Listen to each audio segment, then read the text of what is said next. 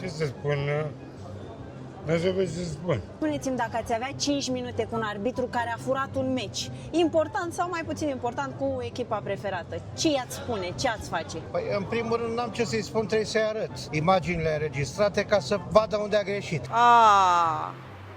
Ai dat-o ca bănel. Și Așa pe vorbe, pe vorbe nu prea merge. Nu, Și după nu. aia îl băgăm... nu-l băgăm, nu-l băgăm. Îl tragem la răspundere, adică. Există instituții abilitate care să tragă la răspundere, la Corect. nivelul federației. Să nu lași pace, să nu lăsăm pace. Că e nașpa? Da.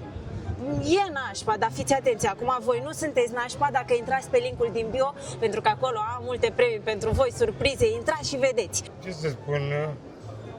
Nu știu ce să spun. N-aveți ce să-i spuneți. Ok, da. Să fie sănătos. Nu pot să spun. Nu se dă pe post așa ceva. Te mai întreb. Zi. Foarte multe chestii, am multe. Prea multe. Punem cu bip, cu dalea, Între nu? multe scânduri să fie. Cam asta pot să zic, fără bip. Bine!